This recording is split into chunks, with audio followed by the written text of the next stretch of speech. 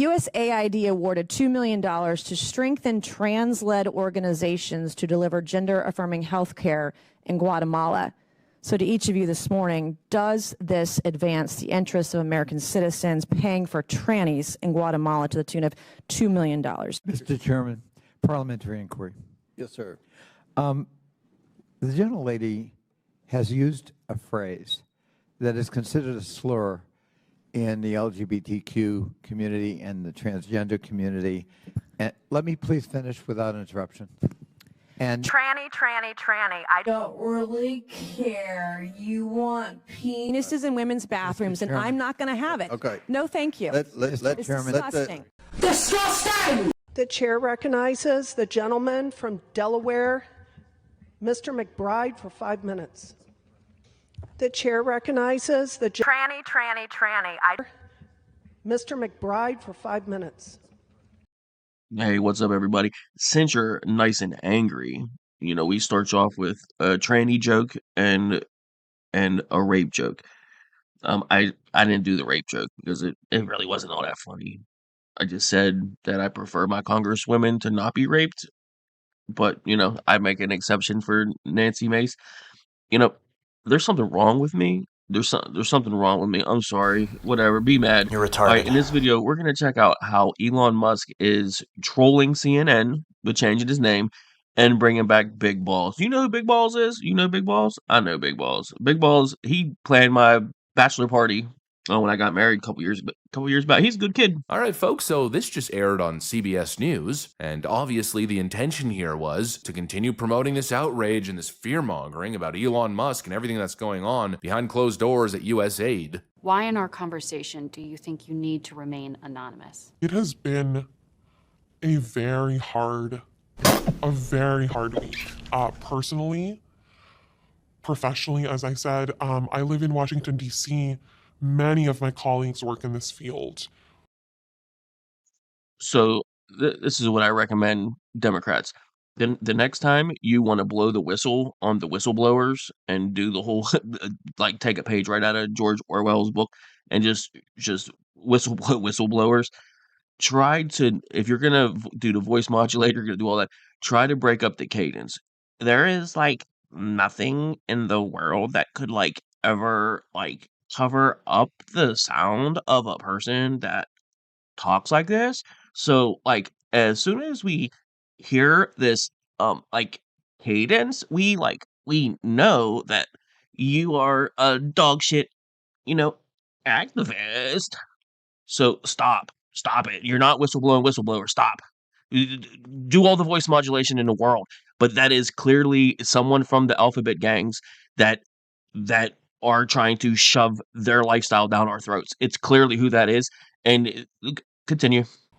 Starting from January 21st, so the first day of the new administration, things started to go sideways very quickly.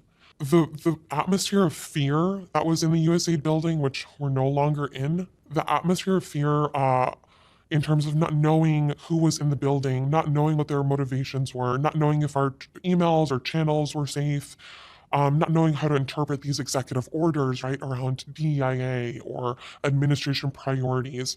All of that created an atmosphere of massive insecurity. Okay, try to really pay attention here. So you work at the USAID building. You're a federal employee. You work in the USAID building. A new administration comes in. Okay, this may be the first time this genderqueer, gender-neutral, non-binary shadow person ever worked in the government. So maybe it's their first time with an administration turnover. I would assume, yes, when an administration turns over and you are part of the executive branch and the executive has been changed over and he's going to change over a lot of the executives in those branches, I would assume, yeah, there's going to be new people coming in the building. What is this person talking about? We like don't know like who's like even in the building. Like why are you fantasizing about who's in the building right now? Just do your job. We don't know how to interpret like these executive orders. We'll just read them. What do you mean interpret them? There's nothing to interpret. He put it in plain language. I mean, you were told to stop sending money. You were told all foreign aid has been put on pause. What's confusing about how to interpret this? Is there You mean is there a way for you to, like, spin this into your activist world to somehow still send the money because the executive order didn't speak directly to you? You mean, like, interpret like that in, like, a weird, strange way that no one understands? Uh, I don't know. What is she talking about? Why is she fantasizing about who's in the building? It, like, created all this, like, fear and, like, insecurity for, like, what's going on. Just you're at work. Just do your job. Whenever dude, I've been at places, I've run major multi-million, hundred dude, billion-dollar businesses, and I've run their departments, and there's been ownership changes, there's been turnovers on upper management above me, and I go to work and I just work, and when something changes, they'll let me know. They'll let me know what the chances are whenever they buy my company that I work for, chances are it's probably a good transaction and they're happy with what's going on there and they just wanna see how it works, and you just do your job. So, that's what you needed to do. You didn't need to interpret anything. You just needed to come to work, clock in, punch that clock, and go sit at your cubicle and do your job. That's what you were supposed to do, but instead you're an activist. Tell us more. Look, I know it's hard to imagine me being an actual real professional human being in the real world. I know it's hard because all I do is joke and my sense of humor is dark and strange and I'm a weird person and I make goofy stuff online. I get it. But there are there are multimillionaire, billionaire owners of companies in a specific trade that trust me to run their departments and run their service centers at a very high level, and I've had a very successful 3-decade-long career in this field, and I don't wanna do it anymore, so, like, watch my videos, but anyway, um, yeah, I believe me, I know these suits and ties, but I have about 20 different personalities that I can use because of my customer service background. I can shift and mold myself and be a chameleon to any person. Suit and tie, ghetto trash, trailer park, whatever it is, I can relate to you, I can make you feel the way you need to feel, so we can do business and I can take your money.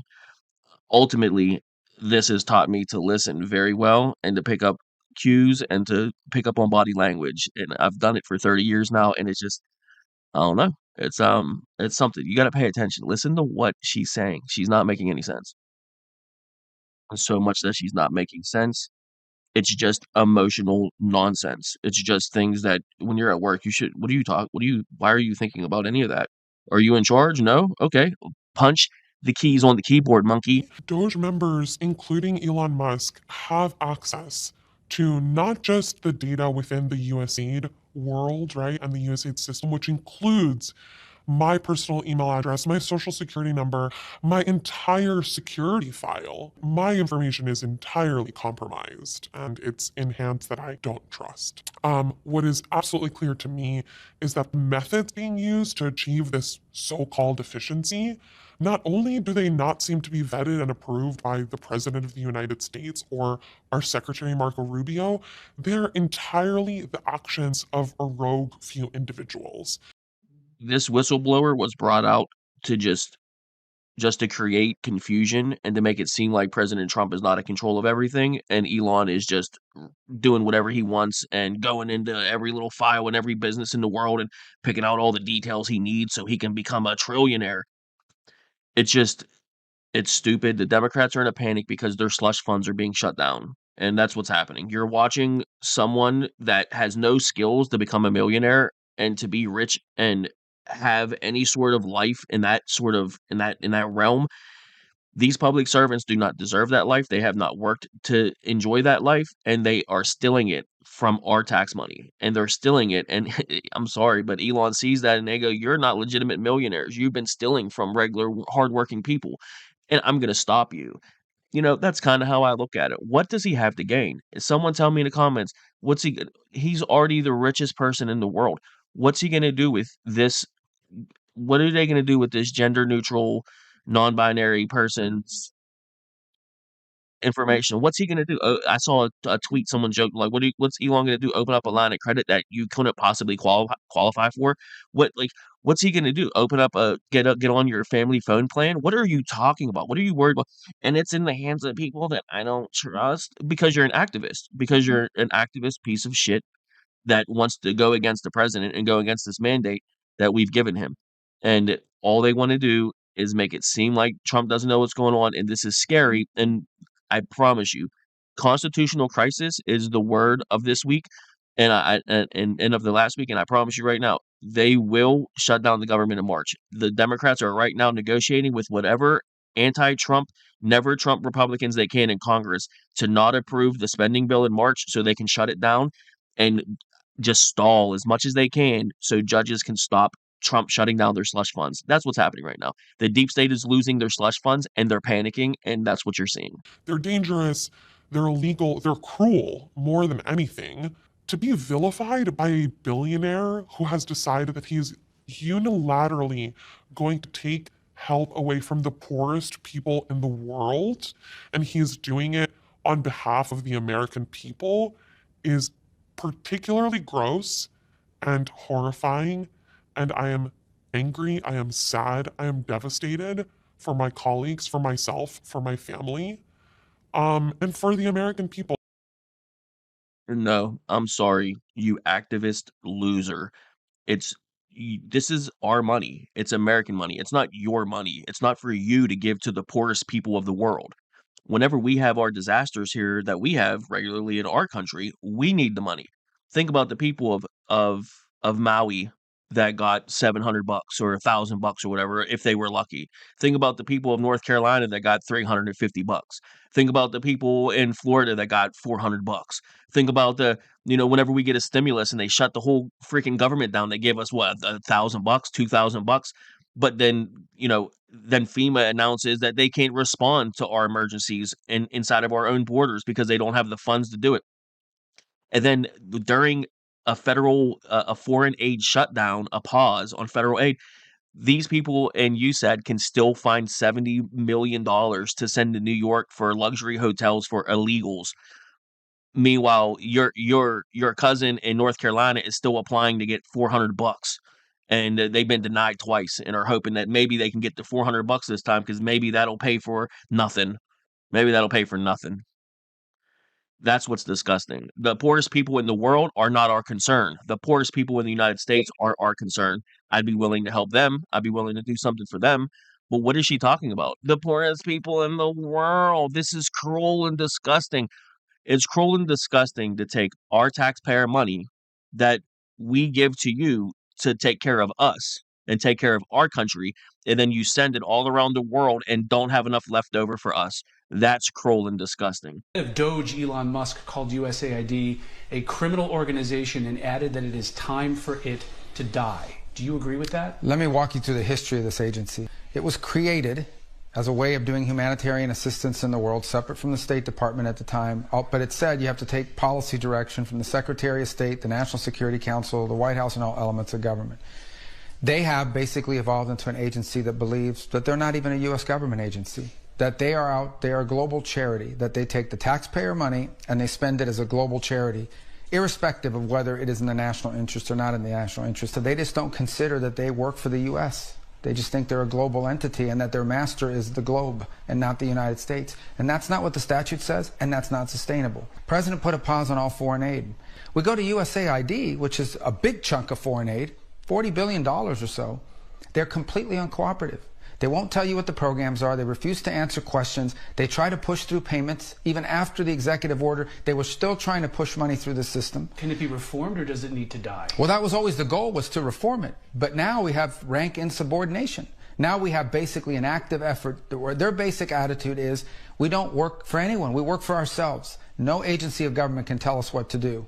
So the president made me the acting administrator, and we're going to go through the same process at USAID as we're going through now at the State Department. This is not about getting rid of foreign aid. There are things that we do through USAID that we should continue to do that makes sense. And we'll have to decide, is that better through the State Department, or is that better through something, a reformed USAID? That's the process we're working through. There are things that are happening at USAID that we should not be involved in funding, or that we have a lot of questions about, but they're completely uncooperative. So we had no choice but to take dramatic steps to bring this thing under control. I mean, there you have it from the man himself. The only thing the administration wanted to do initially was pause U.S. aid payments for 90 days so they could review the spending. That's it. There was no promise to cut anything. There was no intention of gutting USAID overnight. They just ordered a temporary freeze so they could figure out what was actually happening with the department. The language was very clear, crystal clear. We're going to put a pause on the foreign aid. The president put a pause on all foreign aid. Which is funny considering this whistleblower is claiming that they didn't understand the executive order. It was a pause on all payments. What is so difficult to understand? But what did these hysterical leftist activists do?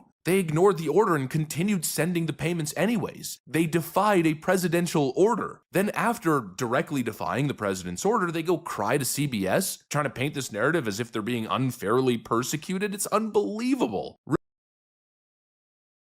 It's so hard to cover this stuff because how does anyone take these Democrats seriously? I really don't get it. I really, really don't. You work for have any of you ever worked for a company that was sold and got turned over to new ownership? You just go to work, the same thing you did yesterday, you go to work the next day and you do the same thing. And then if they're changing something with your position, they're changing something with the company or whatever it is, they'll tell you. But you just go to work, you punch in and you just do your job. Someone will let you know if you're not doing it right or they're going to change how you do your job or whatever it is. But you don't need to, say, hey, give me the new.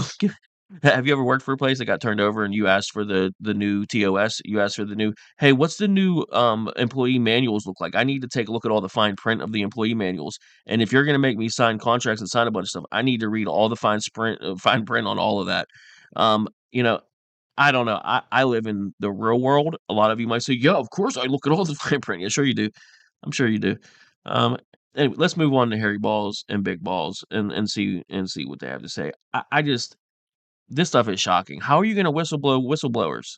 The Elon and DOGE is like, look what they spent money on, and they're like, and the media is like, how are you doing this with no transparency? I thought there was supposed to be transparency. Dude, we're telling the world what you send our money to pay for, and you're embarrassed about it, and you're trying to shut it down.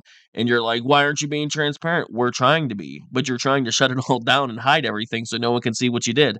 Oh my God. The black pill feeling that I have about Trump possibly being a part of the deep state, because I know JD got his fingers in there a little bit. You know, just I don't it's starting to fade with Trump. But here's the biggest problem. As happy as it's making me to see that, oh my God, he's like he is not one of them. Oh my God. I still have a little small percentage thinking he might be one of them. And I'm just like, and they're just trying to satiate us to make us feel like we had our little mini revolution, and then maybe we'll let them go back to normal. And that's what this is just a they're stroking the back of our head, telling us, yeah, you were right. We are messing up. We are making big mistakes. We'll fix it. Don't worry. We'll never do that again. Don't worry. And then we all go back to sleep and they all start doing the same shit again. If Trump is going to dismantle this, I'm sorry to say it. I hate to be that person. And I'm not saying him personally. I'm just saying that we need more than 4 years. He's going to need more than 4 years. We need somebody else to take this torch. And I'm not sure that it's JD Vance. I'm just saying. Elon Musk just trolled CNN into saying perhaps the most hilarious thing that has ever been broadcast on their network. As everyone's aware, many of the DOGE employees are consisting of young tech wizards, particularly the one who went by the handle of Big Balls, which really upset many in the media, although they were obsessed with repeating his name over and over and over again. And then they got more upset when they learned that the 19-year-old has a State Department email address now, since, well, he is a, member of the DOGE team.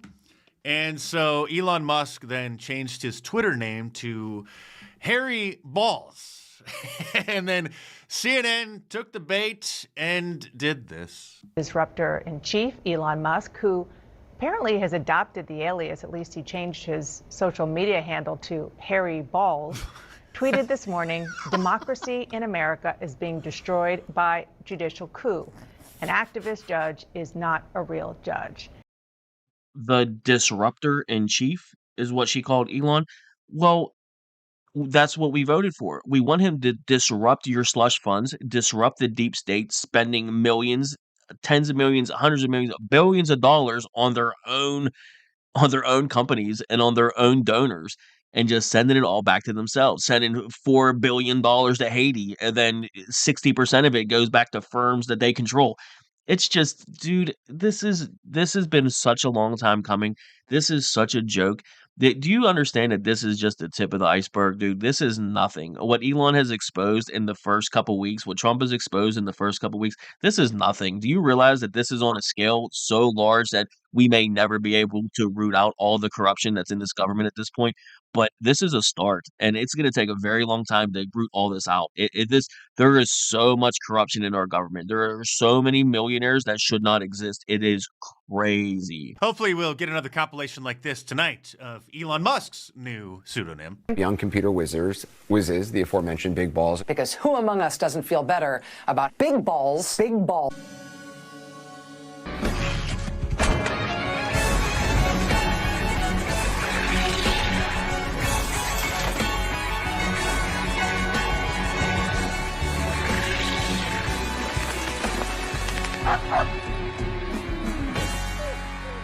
Big balls, big balls, big balls in charge of American air traffic control. Yeah. And every day now, the Marxist Democrats are organizing their foot soldiers to hit the streets to complain about DOGE, the Department of Government Efficiency, making the government more efficient, cutting wasteful and ridiculous, insane programs. Their live event as we are taking a look out of Washington, D.C. as Democrats are protesting the Department of Government Efficiency. That's coming up next. Stay with us. So the official Democrat Party platform now is that they want the government to stay inefficient. So the new buzzword is constitutional crisis. Saving Americans countless billions of dollars in fraud and waste is a danger to our democracy. We are 3 weeks into the second Trump presidency, 3 weeks, and tonight there are warnings that the U.S. is dangerously close to a constitutional crisis. Now, the first shoe on this dropped when a federal judge today said the White House is defying his order to unfreeze billions of dollars in federal aid, marking the first time that we've had a judge expressly accuse the Trump administration of ignoring a court ruling. So, in typical Democrat fashion, we have double and triple standards when it comes to the law. What do you think, Joe Biden, whenever Joe Biden wanted to forgive student loans and it was deemed unconstitutional and it went all the way to the Supreme Court and, the Supreme Court went against Joe Biden and the Democrats. And what do you think Joe Biden's response was and the Democrats' response and the cheering from the media of him ignoring judges? This is just some Obama-appointed lower-level judge, not the Supreme Court. Go ahead. Tell me all about it, Joe. Tens of millions of people in debt were literally about to be canceled, their debts. But my MAGA Republican friends in the Congress, the elected officials and special interests stepped in and sued us. And the Supreme Court blocked it. They blocked it. But that didn't stop me. I announced we were going to pursue alternative paths for student debt relief for as many borrowers as possible. And that's the effort that's been underway the last 2 years. My dad used to say, Joey, a paycheck is about more than, a job is about more than a paycheck. It's about your dignity. It's about opportunity. It's about being able to look your kid in the eye and say, honey, it's going to be okay. You got a chance. That's all we're doing. People think that the President of the United States has the power for debt forgiveness. He does not. So if you're not paying attention, when the Democratic president does it, they cheer and say, this is him just keeping his promises. Nothing wrong with it. It's not a constitutional crisis where the government is being overthrown by a rogue actor. And what are you Joe Biden admitted it and said, not only did he go against a judge's order, he went against the Supreme Court that interprets specifically the constitutional, whether or not something would be in a constitutional crisis or not, right? I mean, and then what did Nancy say at the end there? He doesn't have the power. Then if you never had the power to do it, why was one of your main campaign promises to do that? I promise you, if I'm elected president, you're going to see the single most important thing that changes in America is we're going to cure cancer. Oops, my bad. Right clip. I'm proud of the coalition we put together, the broadest and most diverse coalition in history. Joe Biden has been elected as our next president, and one campaign platform he ran on was student debt loan forgiveness. Temple students with debt are now hoping to see him prioritize this plan. He made it part of his campaign. It was one of his promises, so I hope he keeps that promise. People think that the President of the United States has the power for debt forgiveness. He does not. I mean, honestly, did you highly educated Democrat voters really vote for a guy that promised to cure cancer and to forgive student loan debt, which he clearly does not have the power to do? Is that how smart you are? Is that let's ask Joe. My dad used to say, Joey,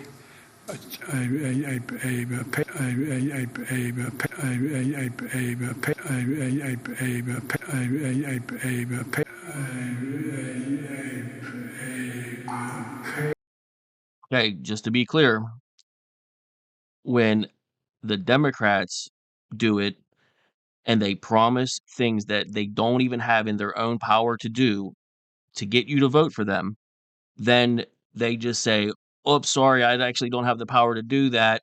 Oh, you don't like that? Well, I'll just go against these judges and you should cheer for me for going against the law to give you stuff that I never should have promised you to begin with. This is fine." Versus Trump and the new America First Party saying, "We're going to eliminate all of this corruption, all these slush funds, and all this garbage if you vote for us." We vote for them. Then you try to block them from doing what they promised us, which they have the power to do. And whenever they wiggle out of court things, it's a constitutional crisis and a coup against the government. Anyone with 10 brain cells should be able to see this. And if you are confused about what's going on and you think Elon's doing something wrong and the Democrats are fighting against a coup, you are fucking retarded. The Democrats want you to celebrate them marching in the streets and mobilizing to stop DOGE and Elon from doing what? Removing 18 contracts for a total of $9 million. Our constitutional crisis is because Elon and DOGE are stopping Central American Gender Assessment Consultant Services, Brazil Forest and Gender Consultant Services, and Women in Forest Carbon Initiative Mentorship Programs. 18 contracts for that trash for $9 million. And that's what they're exposing. That's the bullshit that they're Do you think there's someone even in Brazil even doing that shit? I don't think so. I don't believe you. I don't think there is. I don't think there is a gender assessment programmed in the freaking rainforest of Brazil. No, I don't believe you. I think you're paying yourself. I don't think there's anyone even stationed in fucking Brazil. This is ridiculous. Now, look who's back with us from House Budget Committee, Congressman Chip Roy. It's great to have you back on again, sir. Congressman, what do you make of President Biden finally publicly admitting that, yes, he did purposely circumvent the Supreme Court with his nearly $140 billion student loan bailout? Well, I mean, I'm glad he's acknowledging the reality that we've all known, but yeah, who cares? He's still doing it, right? I mean, they're doing it on purpose and they're ignoring law, which is the hallmark of this administration, ignoring the law and in the process undermining the entire American, experience. That's the truth, right? We've got wide open borders. He's ignoring the law, endangering American citizens, fentanyl pouring in, empowering cartels, empowering China. He's ignoring the law on student loans. So, my wife's been paying her student loans now for 20 odd years. She's still paying them off. Where's the constitutional crisis with Biden? No one said anything about it. What happened? There wasn't a coup against the government. And I'm totally with Chip Roy. Whenever he talked about student loan forgiveness, that was my main thing. Back in 1998, 1999, I went to a trade school to get an associate's degree to learn a trade. I took a $20,000 loan to do so. $20,000 in the 90s was a large chunk of money. It was a big deal to me. I paid that loan back. And whenever he announced that stuff, I'm like, I paid my student loan back. Are you gonna give me the money back? Of course not, because they deem someone that's able to pay back as someone who's doesn't need any assistance. Because I was able to pay back, I don't need any assistance. No, I lived with my parents and stayed with my parents for the first 5 years into my professional version of my career to try to pay off those loans and try to. I ate ramen and smoked roaches. And bro, what? I drove a 1993 beater with inspection stickers on it for the year that cost $1,000 to be able to get around, to be able to pay my loans off. And that wasn't fun. And you're going to give me the money back? You're going to give me back all those experiences I missed because I needed to be responsible and pay for myself? Of course not. It's only for the losers and the idiots that don't work hard and don't want to do anything. And that's why the American people are happy about what's happening. That's why Trump's approval rating's so high. Let's finish the video up here and let's see. This constitutional crisis would have everyone disapproving of what Trump's doing, right? Right? Of course, right? Tell us. CBS News out with a new poll showing that Americans seem to be liking what they're seeing, but it's a mixed bag. Yeah, I mean, look, but it's not just CBS. I like to take an average of the polls. And holy smokes, I mean, look at what the difference is between now versus 8 years ago during the first Trump term, right? This is Trump's net approval rating on February 10th. You go back to 2017, Trump was already underwater at -5 points on the net approval rating. That's approval minus disapproval. What a difference 8 years makes. He's on the positive side of the ledger at +4 points. And again, it's not just the CBS News poll. We're talking about the Gallup poll. We're talking about the Ipsos poll. Yes. We are talking about the Pew poll. All of these respective pollsters have Trump in a better position now than they did 8 years ago. The bottom line is Americans are far more likely to say they like what they're seeing now versus what they felt during Trump's first term. That's right, because we are tired of our tax dollars being wasted on anything, especially on funding illegal aliens to invade and then live in our country. And in case you missed my previous video this morning, DOGE is discovering who it is in FEMA that has been paying for the illegal aliens to stay in 5-star hotels in places like Manhattan and really all across the country. Exactly. And not only are these people are calling for those people that sent that money for FEMA to pay for those hotels for illegal immigrants whenever it clearly the executive order should not have allowed that money to go through. They're like, yeah, those people need to be fired. They need to go to jail. What do you mean fired? This isn't you sent almost $100 million of taxpayer money to pay for illegal immigrants to stay in hotels and, inexpensive upscale New York, Manhattan hotels. Are you on crack? What is wrong with you people?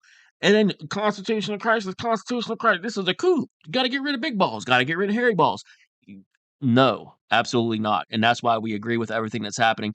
And don't put it past Democrats. They will do the same shit next time. I'll leave you with Joe Biden's other campaign promises. This is what else he promised. How much you want to bet a lot of these campaign promises from 2020 end up on whatever candidate they have for 2028 is going to have these same exact promises. How much you want to bet? Tell me in the comments if you think any of these things will come true. I'll see you on the next one. I smoke crack. Goodbye. For example, Joe Biden promised to redo season 8 of Game of Thrones, remove brown spots on bananas, make all toilet seats 5 degrees warmer, individually sue each and every mosquito in the U.S. mainland, make Ohio an oceanfront state, add the name Gladys to Mambo number 5, end bathing suit chafing, find out why raccoons have human hands, reduce the sound of corduroys, remove cantaloupe from fruit salad, harness sexual tension to heat U.S. homes, and finally, perhaps the toughest promise from Biden, stop putting his hands on women's shoulders.